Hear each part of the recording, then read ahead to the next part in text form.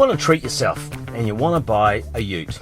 You've been a car driver for all your life, but you see utes everywhere you go. They seem kind of cool. You get a high ride position, you get a bit of space, you get the ability to put a whole bunch of stuff in the tray at the back, and they've kind of got a brawny, tough look to them.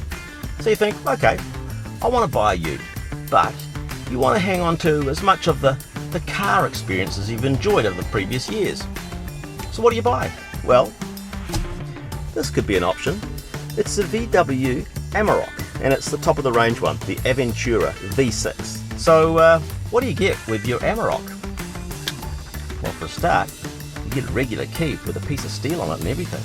That goes in the side of the steering column, and you turn it to get it going.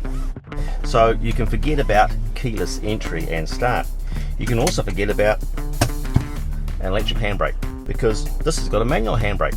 Now, it's a V6 diesel, turbocharged diesel, and it costs $85,990. To put that into context, if you come from a sort of car background, that's about 2.5 Volkswagen Golfs. So what's the first thing you're going to notice when you hop into an Amarok from a Golf? Well, for a start, it's a lot bigger than a Golf. It's over 5.2 meters long, this thing, and 2.2 meters wide. So getting used to the physicality of the vehicle takes a little bit of getting used to. In this pickup truck ute market, it's all about power, brawn, you know, how much grunt the thing delivers. And that's where this V6 Amarok really works. 165 kilowatts is about 20 kilowatts up on things like Ford Rangers or Holden Colorados. And more importantly, 550 newton meters, which this thing puts out from about 1400 RPM all the way up to 2750 RPM. That 550 newton meters is about 100 newton meters more than the main competition. But those other vehicles, Colorado, Ranger, they're nowhere near as expensive as this. So what else do you get that justifies your $86,000 price tag?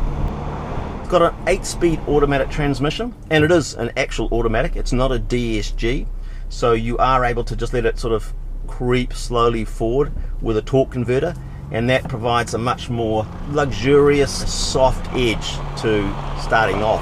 And of course, it's particularly useful in off-road situations. It doesn't have a low-range gearbox. What it does have is it has a very low first gear. You can manually select ratios if you really want to. They don't really encourage that, I guess, because although they offer you shift paddles behind the steering wheel spokes, they're very, very tiny and hidden kind of behind the spokes. So a lot of people might drive this vehicle for 2 or 3 months before they even notice that there's a little plus on this side and a little minus on that side for changing gears. When you are in an off-road situation, you can push this off-road button, and that'll change a couple of things and recalibrate them for use off-road. For instance, it'll back off some of the traction control and electronic stability control. It'll stop the ABS being quite so aggressively applied. But when you're driving it on the tarmac, as I am, because it's got 8 gears, don't be surprised if you start off on the traffic lights and by the time you get to the other side of the intersection, you're in 4th, because those first few ratios are ticked off pretty early on in the scheme of things. Now, this vehicle itself weighs 2,070 kgs, and loaded up with the maximum payload on the back. For that, you'll have to opt for the no-cost option, heavy-duty springs. But if you do, you can put basically over 1,000 kgs on the tray at the back, and it's a big tray. For its class, I think it has the biggest carrying capacity, because they boast about it being able to take a pallet, and apparently carrying a pallet is a big deal in ute land. So you could have this vehicle loaded up to weigh 3,000 kgs. That's a lot of weight. So I'm really pleased to see between the spokes on the rear wheels, disc brakes. A lot of these utes that are used in town or on the roads, they're all tricked up with rollover bars and chrome steps and things like that. But you look through the spokes on the back wheels and you see tiny little drum brakes. Doesn't speak well of good braking performance. So I'm glad that the Amarok's got discs all around. The other thing to note is that you can tow 3,500 kgs of braked trailer as well. So, you know, from a utility point of view, these things are unbeatable, because you can chuck a whole bunch of stuff in the back, you can tow a whole bunch of stuff behind it, and you can get a fair amount of stuff on the inside too, particularly people, and the people in here will be quite comfortable. It's the passenger compartment in the Amarok which proves the biggest selling point, I guess, for people who are jumping out of a car into a ute for the first time, because it does feel very familiar, particularly if you've driven a Volkswagen Golf or a Passat in the last 10 years. You do have things like cruise control, but it's not adaptive cruise control. You do have things like great big mirrors with fantastic viewpoints to them because they're nicely convex, but there's no blind spot alert, there's no lane keep assist. There's some of those things that you might expect in an $86,000 car, very absent from here. But you do have some great other technology. You do have parking assist, front and rear, a rear parking camera, auto headlights, auto wipers, climate air, heated front seats, beautiful leather upholstery, you get sat nav, you get Apple CarPlay, a cigarette lighter, an actual cigarette lighter with an actual cigarette drawing on it. There's even an ashtray.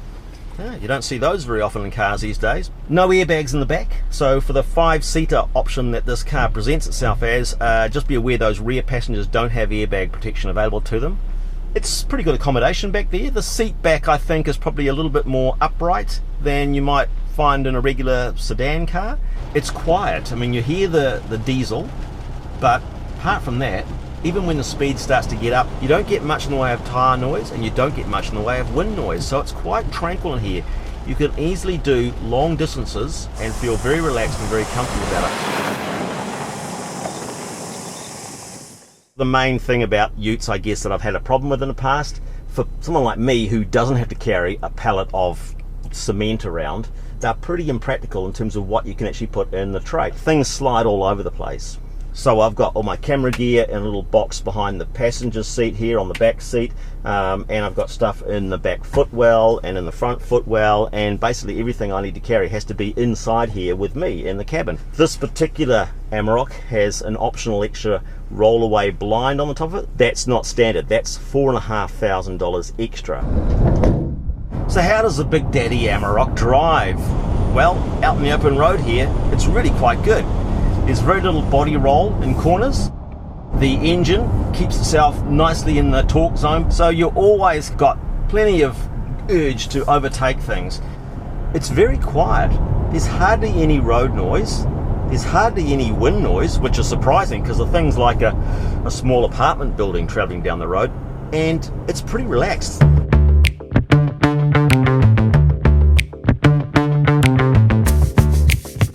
It's a really nice big bus, and I've really enjoyed my time with it. I've taken it through town, I've taken it through shopping centre car parks, I've taken it on loose metal roads, out in the country, and nowhere has it felt really, really hard to live with. I guess in town or in those supermarket car parks where space is tight, there's a lot of wheel winding going on to get it to go around corners. It's got a pretty useless turning circle, so don't think about pulling a quick U-turn in the main street because chances are it'll turn into a 3-point turn. I think at $85,000 it's going to be way more than a lot of people are going to want to spend on a ute.